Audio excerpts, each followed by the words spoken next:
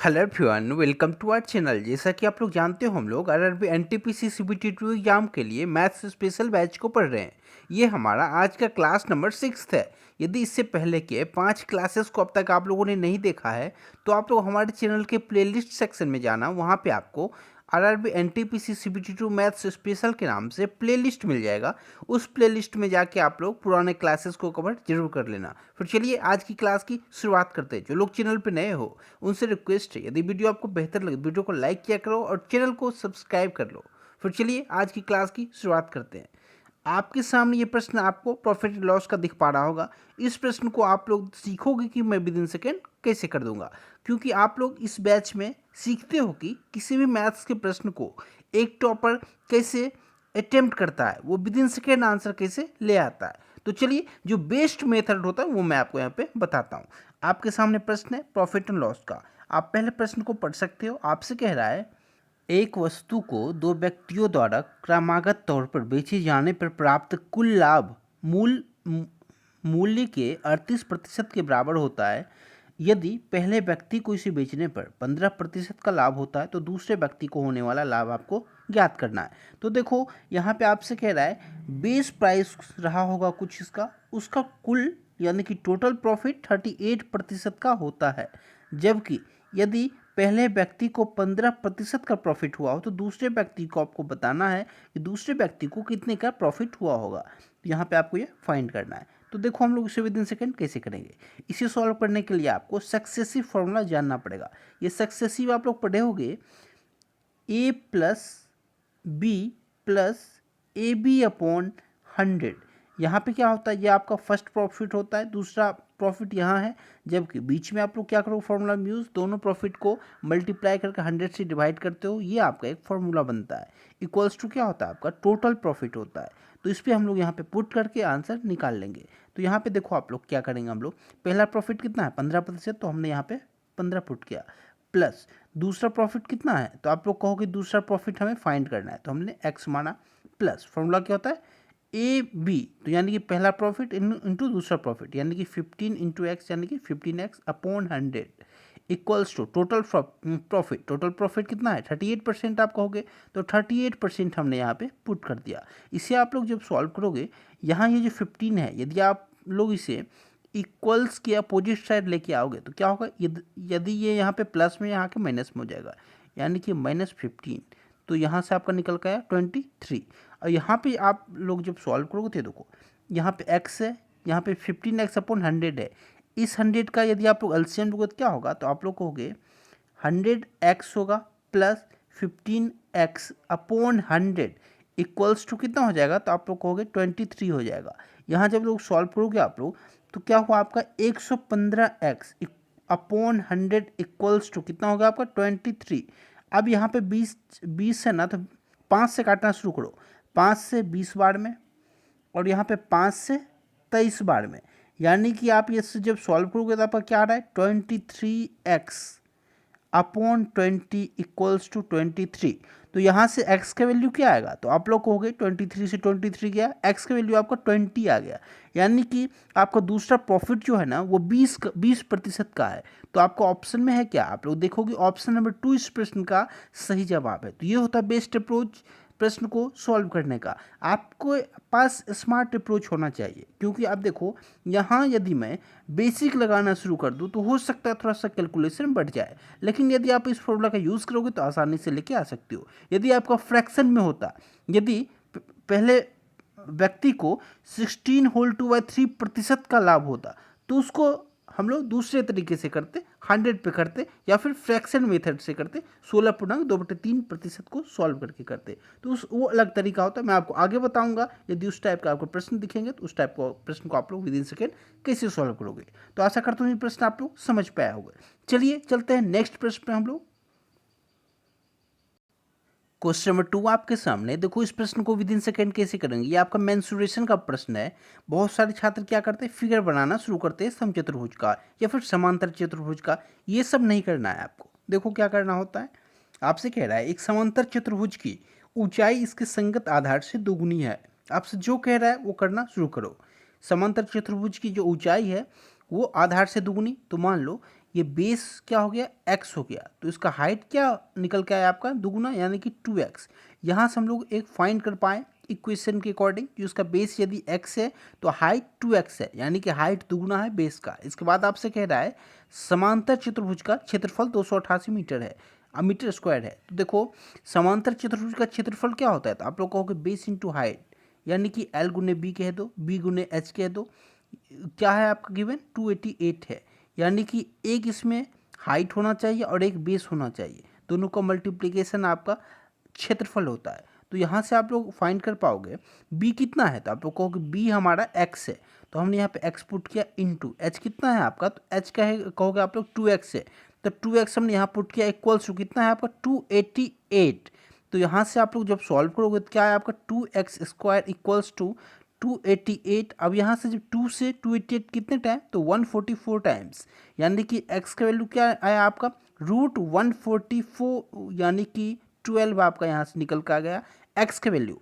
अब आपसे क्या पूछ रहा है, समांतर चतुर्भुज की ऊंचाई ज्ञात कीजिए। ऊंचाई क्या है आपका 2x है, तो ऊंचाई 2x हो गया, तो 2 इंटू एक्स। अब यहाँ पे x का वैल्यू पुट कर देंगे हम लोग, 2 इंटू एक्स कितना है आपका, तो आप लोग को यहाँ हमने 12 निकाला, तो आप लोग 12 पुट करोगे, यानी कि आपका 24 निकल के आंसर है। ऑप्शन नंबर 4 इस प्रश्न का सही जवाब है। यदि आपसे इसी प्रश्न में आधार पूछा होता तो आपका आंसर 12 होता है, यानी कि x, ऑप्शन ए होता। लेकिन आपसे हाइट पूछ रहा है तो 2x यानी कि 24 मीटर इस प्रश्न का सही जवाब है। चलिए चलते हैं नेक्स्ट प्रश्न पे। आशा करता हूँ आप लोग समझ पा रहे होंगे। यदि आपको कहीं भी डाउट लगे तो आप लोग वीडियो के नीचे कमेंट कर देना, मैं आपको उसका डिटेल सॉल्यूशन बता दूंगा। चलिए चलते हैं नेक्स्ट प्रश्न हम लोग। क्वेश्चन नंबर 3 आपके सामने देखो, ये जो परसेंटेज का सवाल होता है ना, बहुत फेमस सवाल है, ये आपको हर एक शिफ्ट में दिखेगा। तो इसे करने के अपने पास 3 तरीके हैं। अब 3 तरीका में जो सबसे आसान है, जो आप लोगों को एक बार में समझ में आए, वो मैं आपको बता दे रहा हूँ। देखो पहला तो आप 100 मान के करोगे, दूसरा आपका फ्रैक्शन से, यानी कि यदि 80% खर्च करता तो ऐसे भी आप लोग निकाल लोगे। 80% का वैल्यू क्या होगा, तो आप लोग कहोगे 4/5 हो जाएगा आपका, क्योंकि 20% का 1/5, तो 80% का 4/5। अब कह रहा है 80% खर्च करता है ना, तो खर्च आपका ऊपर हो गया और टोटल आपका अमाउंट नीचे होता है। तो इस तरीके से भी हम लोग सॉल्व करेंगे, ये बेस्ट अप्रोच होता है। लेकिन बहुत सारे छात्र समझ नहीं पा रहे हैं, इसलिए मैं आपको बेसिक सभी यहाँ पे बता दे रहा हूँ। उसके बाद मैं आपको ये भी तरीका बता दूंगा जब भी टाइम मिले। तो चलिए मैं आपको बता दे रहा हूँ सबसे आसान तरीका कौन सा होता है। देखो, विकास अपने वेतन का 80% खर्च करता है, तो वेतन उसका यदि 100 रुपीज़ मान लो, 100% मान लो, कुछ भी मान लो, 100 मान लो, 100% उसका यदि टोटल इनकम था, तो खर्च कितना कर रहा है 80%, यानी कि 80 रुपीज़ खर्च कर दिया। तो यदि 100 में से 80 खर्च कर रहा है, तो उसका जो वेतन है, यानी कि वो सेविंग कितना हो जाएगा, तो आप लोग कहोगे 20 रुपीज़ वो सेव कर लेता है। यदि 100 रुपीज़ उसका इनकम था, उसमें से उसने यहाँ पे ये एक्सपेंडिचर मानो, ये आपका इनकम है और ये आपका सेविंग है। तो यदि 100 रुपीज़ उसका इनकम था, 80% खर्च करा इनकम का, यानी कि एक्सपेंडिचर उसका क्या हो गया 80 रुपीज़ का हो गया, तो सेविंग कितना हो गया, आप लोग कहोगे टोटल इनकम में से यदि एक्सपेंडिचर को हम लोग माइनस करते हैं तो हमारा सेविंग निकल के आएगा, यानी कि सेविंग आपका 20 रुपीज़ का निकल के आया। अब आपसे कह रहा है उसके वेतन में 25% की वृद्धि हो गई। अब 100 का वेतन था, 25 का वृद्धि हो गया, तो अब उसका वेतन क्या है, तो आप लोग कहोगे 125 रुपीज़ का उसका वेतन हो चुका है। अब कह रहा है उसके व्यय में 15% की वृद्धि हुई। अब यहाँ पे उसका व्यय यानी कि एक्सपेंडिचर, उसमें 15% का वृद्धि हो गया। इनकम में तो वृद्धि हुआ है, साथ ही साथ एक्सपेंडिचर में भी वृद्धि हुआ, यानी कि यदि आप लोग कहोगे 15 हो गया, आपका 80 रुपीज़ है, इसका यदि आपसे 15% पूछे क्या कहोगे, तो 8 हो गया आपका 10%, और यहाँ पे 4 हो गया आपका 5%, यानी कि 15% आपका हो गया 12। आप लोग कहोगे 12 रुपीज़ एक्स्ट्रा खर्च करने लगा, उसका एक्सपेंडिचर भी बढ़ गया 12 रुपीज़ से, यानी कि 92 रुपीज़ हो गया उसका एक्सपेंडिचर।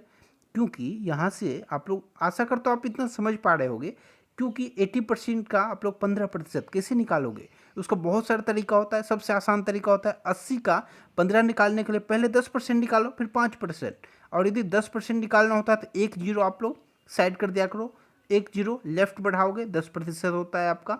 यदि 2 जीरो बढ़ाओगे तो वहाँ से 1% निकाल पाओगे। इसी तरीके से हम लोग परसेंटेज निकालते हैं। तो अब यहाँ से आप लोग देखो, यदि उसका एक्सपेंडिचर 15% से बढ़ा तो एक्सपेंडिचर पहले 80 का हुआ करता था, अब उसका 15 से बढ़ के 92 का हो गया आपका। उसके बाद कह रहा है आपसे तो उसका सेविंग, उसकी बचत में कितने प्रतिशत की वृद्धि हुई। तो यहाँ से आप लोग बचत देखोगे तो कितना हो गया, यदि उसका 125 रुपीज़ टोटल इनकम है, उसमें 92 रुपीज़ खर्च कर दे रहा है, तो बचत कितने का है। तो आप लोग कहोगे 8 रुपीज़ तो यहाँ का और 25 8 33 रुपीज़ का उसका बचत है।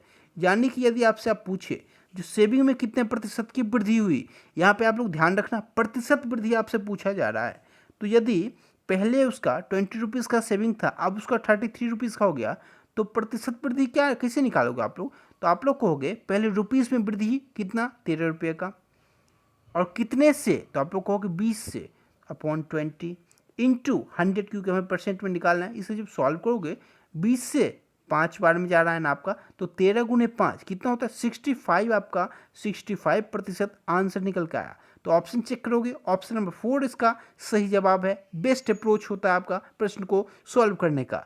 आप फ्रैक्शन पे भी कर दोगे, उसमें भी टाइम नहीं लगेगा, लेकिन उसमें आपको प्रैक्टिस चाहिए, लेकिन इसमें आपको खास प्रैक्टिस नहीं चाहिए। आप यदि बचपन से पढ़ते आ रहे हो तो 100 पे कैलकुलेट करो, आपका आंसर निकल के आ जाएगा। चलिए चलते हैं क्वेश्चन नंबर 4 पे। आशा करता हूँ आप लोग समझ पा रहे होंगे और हमारा जो आज का क्लास है आप लोगों के लिए बेनिफिशियल हो रहा होगा। चलिए चलते क्वेश्चन नंबर 4 पे। क्वेश्चन नंबर 4 आपके सामने, ये ज्योमेट्री का बहुत फेमस प्रश्न है, ये आपका बेसिक नॉलेज जांच कर रहा है। तो देखो इस प्रश्न को हम लोग कैसे सॉल्व करेंगे। आपसे कह रहा है नीचे दिए गए कथनों को ध्यानपूर्वक पढ़ें और बताएं कि दिए गए कथनों में से कौन सा सत्य है। और स्टेटमेंट 1 है आपके सामने, त्रिभुज की माध्यिका त्रिभुज के शीर्ष को सम्मुख भुजाओं के मध्य बिंदु से मिलाने वाली रेखा होती है। यानी किसका कहना है, यदि ये आपका त्रिभुज है और यदि त्रिभुज के सम्मुख भुजा ये आपका, यदि शीर्ष हो गया ये आपका, और इससे यदि सम्मुख भुजा पे हम लोग के मध्य बिंदु को मिला दें, तो ये जो आपका लाइन है ना, इसके अकॉर्डिंग ये आपका माध्यिका होता है। तो हम लोग जानते हैं ये आपका माध्यिका होता है, तो यही ये कह रहा है, तो ये बिल्कुल सही कह रहा है। फर्स्ट स्टेटमेंट आपका सही है। इसे ही हम लोग मीडियन भी कहते हैं। यदि हम इस शीर्ष से ले जाके यहाँ पे इस बिंदु पे मिलाएं, या फिर इस शीर्ष से ले जाके इस बिंदु पे मिलाएं, तो ये भी आपका मीडियन ही होता है। तो ये तीनों आपका मीडियन है, और मीडियन जहाँ पे मेन पॉइंट पे काटे ये आपका सेंट्रॉइड होता है। तो ये तरीका होता है प्रश्न को सॉल्व करने का। आपको ट्रायंगल का प्रॉपर्टी मालूम होना चाहिए। तो आशा करता हूँ ये जो स्टेटमेंट है आप लोग इससे पहले पढ़े होंगे। तो ये जो फर्स्ट स्टेटमेंट कह रहा है, ये जो लाइन है ये आपका मीडियन है, यानी कि माध्यिका है, तो बिल्कुल सही कह रहा है। सेकेंड लाइन आप जब लोग पढ़ोगे, कह रहा है त्रिभुज में केंद्रक माध्यिका को, यानी कि केंद्रक यानी कि सेंट्रॉइड, जो कि मैंने अभी आपसे बताया है, सेंट्रॉइड केंद्रक माध्यिका को 2:1 में विभाजित करता है। तो देखो ये यदि आपका ट्रायंगल है यहाँ पे, और ये यदि हम लोग यहाँ पे माध्यिका को मिला रहे हैं, ये आपका ये लाइन जो है ये माध्यिका है। तो आपसे क्या कह रहा है, सेंट्रक यानी कि केंद्रक। अब यहाँ एक माध्यिका, ये एक माध्यिका आपका यहाँ, तो ये आपका केंद्रक होता है, ये पॉइंट आपका। तो कह रहा है आपसे केंद्रक माध्यिका को 2:1 में विभाजित करते हैं। बिल्कुल सही है। ये जो आपका ये पॉइंट है, ये लाइन, यदि यहाँ पे पॉइंट है आपका, तो ये 2 रेशियो में होता है, और नीचे वाला आपका 1 रेशियो में होता है। आप लोग हमेशा याद रखना, यही ये आपसे कह रहा है। तो बिल्कुल सही कह रहा है। जिस भी कोण से मिले, जो भी लाइन कोण से मिले वो आपका 2 के रेशियो में होगा, जबकि जो बेस से मिले वो 1 के रेशियो में होता है। ये प्रॉपर्टी होता है ट्रायंगल का, ये आपको पढ़ना पड़ेगा ज्योमेट्री में। तो इनका दोनों स्टेटमेंट बिल्कुल सही है। तो ऑप्शन नंबर 3 जो है आपका, दोनों ही कथन सत्य है, इसका सही जवाब हो जाएगा। चलिए चलते हैं क्वेश्चन नंबर 5 पे हम लोग। क्वेश्चन नंबर 5 आपके सामने देखो, रेशियो का जो ये प्रश्न है इसे हम लोग कैसे करेंगे। दो संख्याओं का अनुपात 9:11 है। यदि इनमें से प्रत्येक संख्या में से 4 घटाया जाए तो इसका अनुपात 7:9 हो जाता है। तो इन संख्याओं का योग ज्ञात कीजिए। इसको करने के अपने पास 3 तरीके हैं। आप देखो सबसे बेस्ट अप्रोच जो होता है वो आप लोग सीखो। आप लोग बचपन से जो पढ़ते आ रहे हो वो क्या पढ़ते आ रहे हो। यदि दो संख्या का अनुपात 9:11 तो आप लोग मानते होगे 9x, और दूसरे को मानते होगे 11x। कह रहा है इनमें से प्रत्येक में से 4 घटाया गया -4, पहले में से, और दूसरे में से 4 घटाया -4, इक्वल्स टू अनुपात कितना 7:9, तो 7:9। तो आप लोग ऐसे सॉल्व करते होगे। क्रॉस मल्टीप्लिकेशन करने के बाद x का वैल्यू यहाँ से निकाल के आप लोग x का वैल्यू निकालते होगे। उसके बाद पहली संख्या निकालते होगे, दूसरी संख्या उसको अपना जोड़ के लिख देते होगे। लेकिन बेस्ट अप्रोच क्या है वो आप लोग सीखो, जिसमें आपका टाइम बच सके। यहाँ पे 9:11 है आपका फर्स्ट नंबर का रेशियो। कह रहा है इनमें से प्रत्येक में 4 घटा है तो अनुपात 7:9 हो गया, तो 7:9 हो गया। तो आपको केवल एक काम करना होता है इसमें, आपको जब भी इस नंबर को आप दोनों को रेशियो को कंपेयर करोगे ना, तो उससे पहले आपको देखना होगा ये आपका फर्स्ट नंबर है, ये सेकेंड नंबर है, दोनों के बीच का डिफरेंस कितना 2 है, और नीचे वाले का बीच का डिफरेंस 2 है। जब तक दोनों के बीच का डिफरेंस इक्वल ना हो जाए आप लोग कंपेयर नहीं कर सकते हो दोनों रेशियो को, ये प्रॉपर्टी आपको मालूम होना चाहिए। तो यहाँ से आप लोग निकाल सकते हो। तो यहाँ पे देखोगे आप लोग 9 और 11 का डिफरेंस 2 का, 7 और 9 का 2 का, यानी कि रेशियो आपस में इक्वल है। अब हम इसे कंपेयर कर सकते हैं। अब देखो आप लोग यहाँ पे क्या है, 11 है, यहाँ पे 9 है, डिफरेंस कितने का 2 का, यहाँ पे डिफरेंस 2 का, यानी कि कह रहा है दोनों नंबर में से 4 घटाया गया। यहाँ पे डिफरेंस कितने का है, 2 रेशियो का, 2 यूनिट का है, जबकि नंबर में हमने 4 घटाया, तो यहाँ से 1 यूनिट का वैल्यू कितना है आपका 2 निकल का है। तो आप यहाँ से नंबर निकाल सकते हो आपका नंबर क्या है। तो आप लोग कहोगे नंबर क्या है आपका, यहाँ पे 9 है, यहाँ पे 11 है, यानी कि 9 और 11 है, और 1 यूनिट का वैल्यू आपका 2 निकल का आया। तो आप आसानी से कंपेयर कर दोगे। या तो आप एक काम करो, 2 को इस 9 से मल्टीप्लाई करो, 11 से मल्टीप्लाई करो, दोनों को जोड़ दो, या फिर आपसे कह रहा है सम, तो आप लोग को करोगे 9 + 11 यानी कि 20 हो गया। तो 1 यूनिट का वैल्यू आपका 2 गिवन है, तो 20 × 2 यानी कि आपका 40 नंबर में आंसर आ गया। तो ये तरीका होता है प्रश्न को करने का। आप लोग चाहो तो वही करो, 9 × 2 11 × 2 यानी कि 22 18 दोनों को जोड़ के यहाँ पे 40 कर दो। या फिर बेस्ट अप्रोच होता है आपका दोनों रेशियो को ऐड करके यूनिट से डिवाइड कर मल्टीप्लाई करके आंसर ले आओ। ये तरीका होता है प्रश्न को करने का। तो चलिए चलते हैं नेक्स्ट प्रश्न में। आशा करता हूँ आप लोग समझ पा रहे होगे। आपको जहाँ भी कन्फ्यूज़न हो आप लोग वीडियो के नीचे कमेंट कर सकते हो। बशर्ते मेरा प्रयास होता है कि आप लोग कहीं भी कंफ्यूज ना करो, जब भी मैं आपको बताऊं तो आप लोग अच्छे से समझ पाओ। चलिए चलते हैं नेक्स्ट प्रश्न में हम लोग। क्वेश्चन नंबर 6, ये हमारा आज का आखिरी प्रश्न है। आप लोग कमेंट में जरूर बताना आपको आज का सेशन कैसा लगा। देखो यहाँ पे आपसे जैसा प्रश्न कहे वैसा करते जाओ। यहाँ पे प्रश्न पढ़ के तो आपको लग रहा होगा जो बहुत ज़्यादा हार्ड सवाल है, लेकिन विद इन सेकेंड कर डालोगे आप लोग। क्या कह रहा है, किसी संख्या में 7 जोड़ने पर प्राप्त योग को 5 से गुना किया जाता है। इस प्रकार प्राप्त गुणनफल को 9 से विभाजित किया जाता है। इस प्रकार प्राप्त भागफल में से 3 घटाने पर संख्या 12 प्राप्त होती है। तो मूल संख्या क्या है। आप लोग क्वेश्चन पढ़ के ही चकरा जाओगे, लेकिन जो स्मार्ट वर्क करेगा वो सीधे प्रश्न को जैसे जैसे पढ़ेगा वैसे वैसे कैलकुलेशन भी करते जाएगा। किसी संख्या में 7 जोड़ा तो x मान लो संख्या +7, 7 जोड़ने पर प्राप्त योग को 7 से मल्टीप्लाई किया, प्राप्त योग को 5 से मल्टीप्लाई किया। उसके बाद इस प्रकार प्राप्त गुणनफल को 9 से विभाजित किया, डिवाइड 9। इस प्रकार प्राप्त भागफल में से 3 घटाया, -3, तो 12 प्राप्त होता है, =12। जैसा प्रश्न कहा उन्होंने जैसे जैसे प्रश्न पढ़ा वैसे वैसे प्रश्न सॉल्व करना शुरू किया। तो देखो यहाँ से जब सॉल्व करोगे आप लोग, ये आपका -3 है, =2 के अपोजिट जाएगा, प्लस में जाएगा, यानी कि 15 हो जाएगा। और यहाँ पे इस 9 को यदि आप यहाँ पे =2 को उस पार ले जाओगे तो मल्टीप्लाई में हो जाएगा, यानी कि आपका यहाँ पे यदि सॉल्व करो तो ऊपर क्या है 5x + 35 =, अब इस 9 को यहाँ ले गए तो 15 × 9, यानी कि ये आपका क्या होता है 15 × 9 135 होता है आपका।